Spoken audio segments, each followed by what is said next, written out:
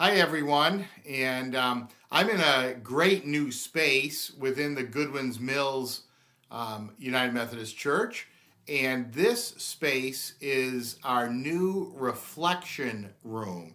And this space was envisioned and created by Dave Stearns, who looked at the space, came in with him and his brothers, and moved the bookcases, set up all the books, set up behind me. You can see a little computer system and placed wonderful chairs around the space. And anyone's invited to come into this space and simply read. We have a nice window that you can open and get a breeze overlooking our pavilion.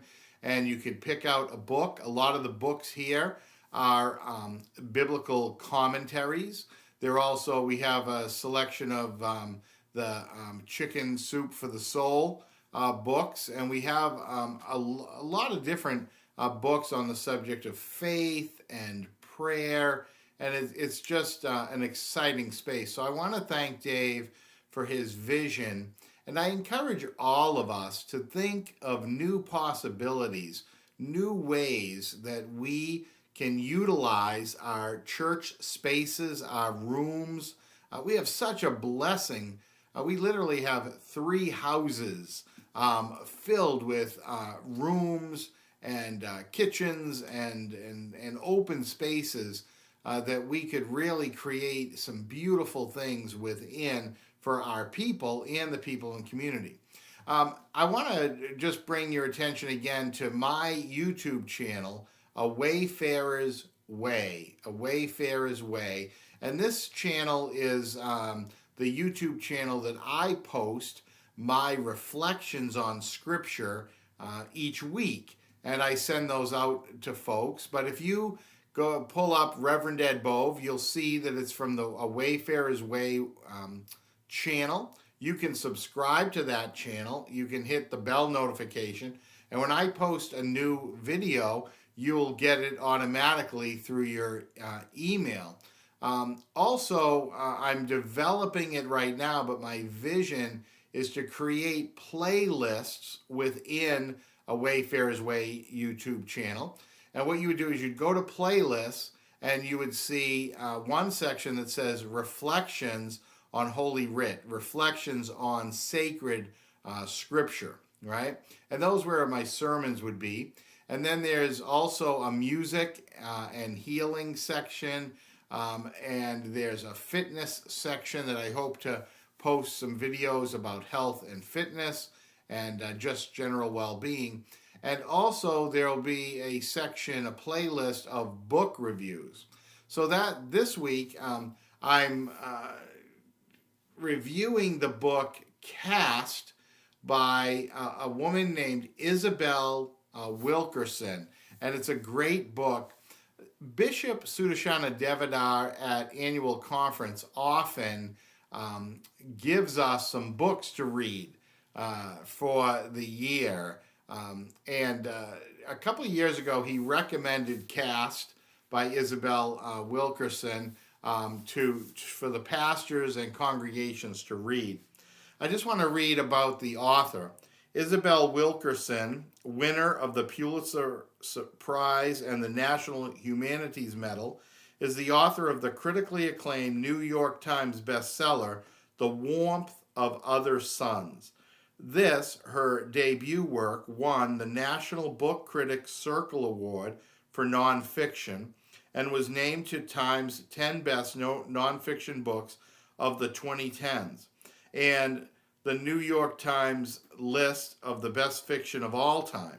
Wilkerson has taught at Princeton, Emory, and Boston universities and has lectured at more than 200 other colleges and universities across the United States and in Europe and Asia. And this is a Random House book. And this book, Professor Wilkerson explains that of the caste system. Now, we know the caste system of India that has well-defined castes or levels of the society.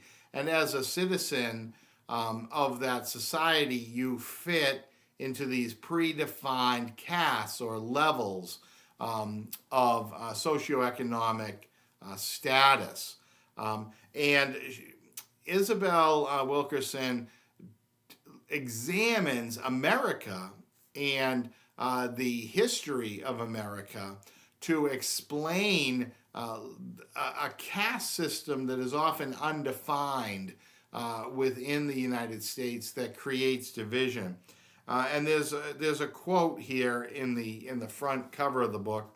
As we go about our daily lives, caste is the wordless usher in a darkened theater, flashlight cast down in the aisles, guiding us to our assigned seats for a performance. The hierarchy of caste is not about feelings or morality. It is about power, which groups have it and which do not. And then it goes on to say the Pulitzer Prize winning best-selling author of The Warmth of Other Suns examines the unspoken caste system that has shaped America and shows how our lives today are still defined by a hierarchy of human divisions. So I recommend this book highly. This book was tough for me. It has heavy subject matter. Isabel Wilkerson traces the Jim Crow South and actually parallels that and shows how in the formations of the early Nazi Party in Germany, they utilized precedents set by the Jim Crow laws and the system in place to enslave people. And they utilize that in the development of their rules. And she goes through history that personally, I hate to say this, I wasn't aware of. I did not hear the stories in history class of these stories that she lifts up. And it really, they're hard stories to hear. It's a hard reality and a hard history to look at and examine and reflect on. So my practice would be I would read a couple of chapters and then I'd have to sit with those and let it sink in. And it even brought me to researching the story that was raised, the photograph that was raised by the author, and to really kind of sit with that for a week or so, and then I would go back and read another couple of chapters and do the same thing of reflecting on what was said. It was a different type of book for me because it really did involve this type of self-reflection and education in terms of these stories and this real-life history and policies and procedures and laws that happened that are not taught in schools. They're not emphasized in schools. And she really makes an incredible case of how caste is fully operational within America. So in order for us to go beyond the divisions that we see, both spoken and unspoken, this book is crucial. And I think that's why Bishop Deverdagh recommended it as the churches deal with confronting racism, as we attend prayer vigils, as we see inequities in our systems, as we work to end suffering, as we work to identify inequalities and work for social justice in our churches, as individuals, and as communities. We need to read this book. Again, it's Caste by Isabel Wilkerson. I invite you to grab a copy of this wherever you purchase your books. It is a worthwhile read. So thank you for listening today. And I would love to hear feedback from our church members and about what you gleaned from this author's writings and how it confronted you and how it allowed you to grow in your perspective.